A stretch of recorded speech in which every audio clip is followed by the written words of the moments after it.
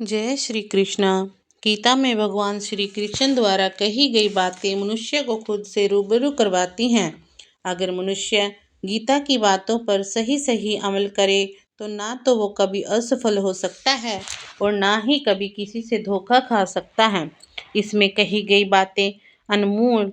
आज के इस वीडियो में हम आपको भगवान श्री कृष्ण द्वारा कही गई 10 ऐसी बातों से रूबरू करवाएंगे जिसे जानकर आत्मसात कर अपना जीवन के सभी सुखों को प्राप्त कर सकते हैं। नमस्कार दर्शकों, आपका आपके चैनल सारी दुनिया मेरी में स्वागत है। पहली बार, मनुष्य की सबसे बड़ी दुर्बलता क्या होती है? सोचिए। धन, प्रेम, अहंकार नहीं, मनुष्य की सबसे बड़ी दुर्बलता होती है उसके रहस्य। चाहे आप कितने भी शक्तिशाली क्यों ना हो, कितनी भी प्रबल क्यों ना हो, परंतु आपके रहस्य ही आपका नाश कर जाते हैं। इसलिए यदि आप प्रबल रहना चाहते हैं, शक्तिशाली बने रहना चाहते हैं, तो कभी भी अपने रहस्य को किसी को ना बताएं, ना मित्र को ना शत्रु को।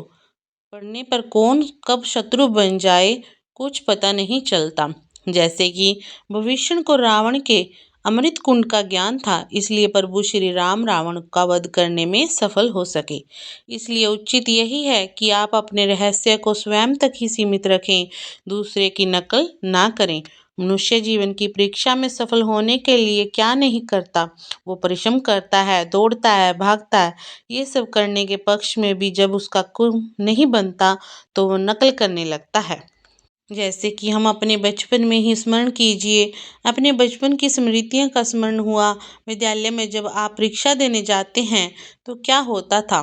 आप ना सही परंतु कोई और सफलता पाने के लिए नकल जरूर करते ही थे, उतरने में ही हो जाते थे। परंतु जीवन की परीक्षा ऐसी नहीं होती, करने वाला कभी सफल नहीं होता। कारण विद्यालय में सबके प्रश्न पत्र एक होते हैं, परंतु जीवन के प्रश्न पत्र और उनकी कठिनाइयां सबसे अलग होती हैं। निश्चित रूप से उनके उत्तर भी भिन्न होते हैं। इसलिए यदि आपको जीवन में सफलता पानी है तो नकल ना करके स्वयं के प्रश्नों का उत्तर स्वयं ढूंढिए और सफलता आपकी होगी। सफलता और असफलता क्या है? मनुष्य का जीवन हर और जीत का, विजय और पराजय, सफलता और असफलता के माध्यम से झूम रहा है। साथ ही ऐसा ही होता होगा जब आप सफल होते हैं, किसी चुनौती पर विजय पाते हैं तो मन प्रसन्नता से आनंद में उपवन में घूमने लगता है।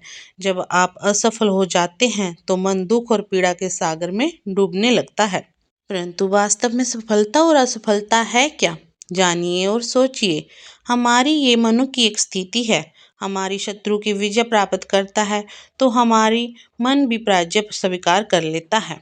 हम असफल तब नहीं होते जब हम लक्ष्य प्राप्त नहीं कर सकते। हम असफल तब होते हैं जब हम प्रयास करना ही बंद कर देते हैं। इसलिए प्रयास करते रहिए, हार ना माने, क्योंकि जिस दिन आप हार स्वीकार करना बंद कर देंगे, जीत आपके चरणों में होगी। अगला विषय, निष्काम कर्म की शक्ति। आप सबके ने बरगद के वृक्ष को तो देखा ही होगा। क्या आपको याद है बरगद के वृक्ष के बीज का आकार क्या है? वह छोटा होता है, परंतु बरगद का वृक्ष संसार के महाकल्प वृक्षों में जाना जाता है। उसका जन्म होता है तब उसमें जटाएं शाखाएं नहीं होती, परंतु जैसे जैसे उसका विस्तार होता है वैसे वैसे वो अधिक शाखाओं का भार उठाने लग जाता है, अधिक सूजन करता है।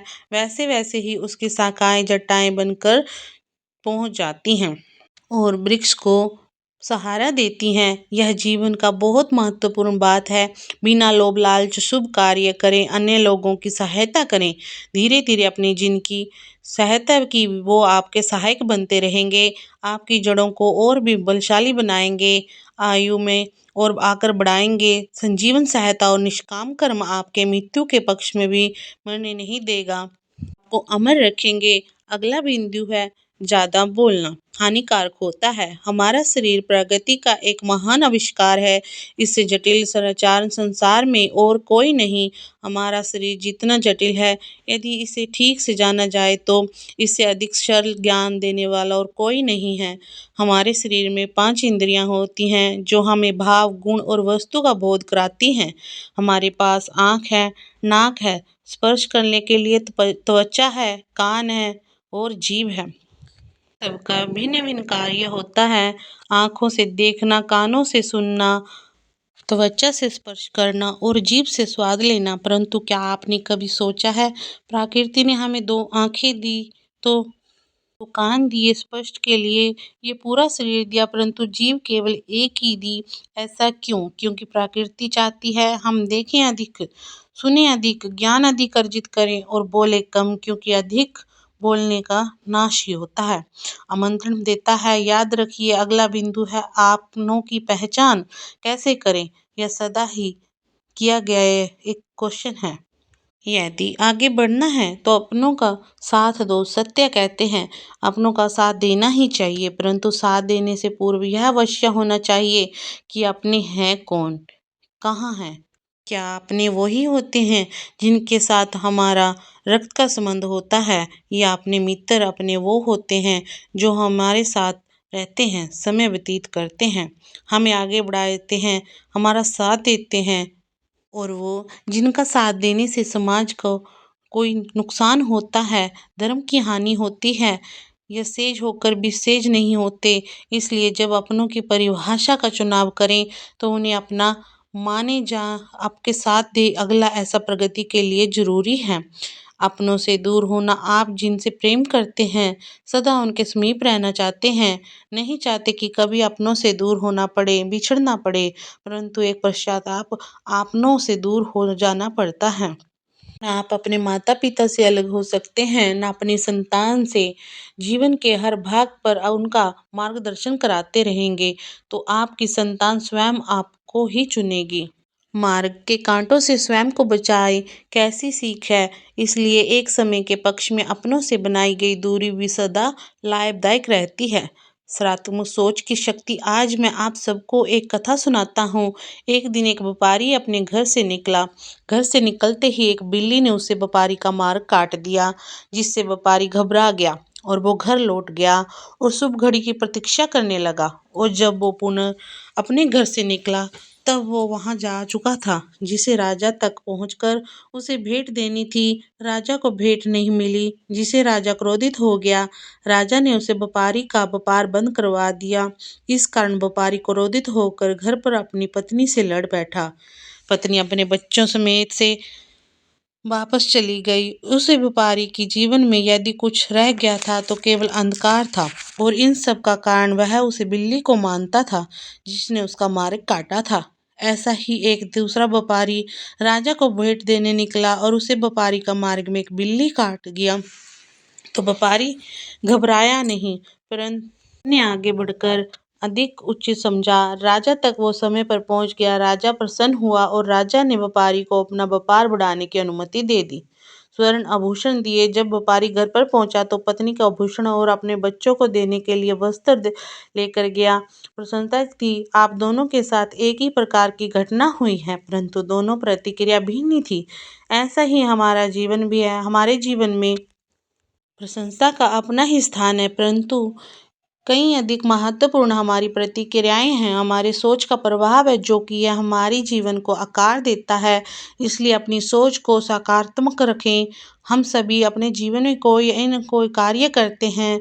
कार्य करता करते थकान की अनुभूति भी होती है। यदि थकान ना उतारे तो कार्य करने का मन नहीं करता। अब आशा करते हैं कि आराम करने के लिए हमें और अधिक समय मिल जाता। हमें ऐसा अनुभव होता है कि हम बहुत अधिक कार्य कर रहे हैं ना, परंतु आपने कभी सोचा है कि जो लोग संसार में सफल हैं उनके पास भी सफल होने के लिए दिन में केवल 24 घंटे होते हैं। फिर वो सफल क्यों हुए? इसका एक छोटा सा रहस्य यह भी है कि वो अच्छे कार्य को चुनते हैं, जिस कार्य में उनको आनंद आता है, उन्हें लगता है कि यह वो कार्य सही कर सकते हैं, प्रतिफल आनंद बन रहा है। जब आनंद मानते हैं तो थकान कैसी। यदि आप जीवन में कोई भी काम कर रहे हो तो अपने मन को बहाना मत देना। अंतिम विषय, समय बहुत बाहुबली है। कभी सोचा है कि हमारा जीवन भी उस रेत की घड़ी की भांति जो नीचे गिर चुकी है, हमारा अतीत है, और जो अब भी ऊपर है वो हमारा आने वाला भविष्य है। वर्तमान ये संकुचित स्थल है जहाँ से धीरे धीरे करके रेत गिर रही है। अर्थात हमारे पास जीने के लिए एक क्षण है, उसका उपयोग कैसे करें ये हम पर निर्भर करता है। जो बीत गया उसका दुख मनाना या जो भविष्य में आने वाला है उसकी प्रतीक्षा में क्रोध करना व्यर्थ है। सब कुछ करने के लिए यही एक क्षण है, प्रसन्न रहना है तो उसके लिए भी यही एक पल है। प्रतीक्षा करते रहोगे तो ये काल में बदल जाएगा। इसलिए आनंद के लिए, परोपकार के लिए प्रतीक्षा न कीजिए। आपके पास जो बल है उसका भरपूर सदुपयोग करें, क्योंकि इस घड़ी को हम पलट नहीं सकते। अवश्य जीत सकते हैं परंतु अपना समय नहीं बिता सकते, वो वापस लौट कर नहीं आएगा। भगवान श्री कृष्ण की इन बातों से आपने क्या सीखा, नीचे कमेंट बॉक्स में जरूर बताएं। आज की प्रस्तुति अगर आपको पसंद आई हो तो हमारे चैनल को लाइक करें, सब्सक्राइब करें। हर हर महादेव। जय श्री राधे राधे, कृष्ण कृष्ण।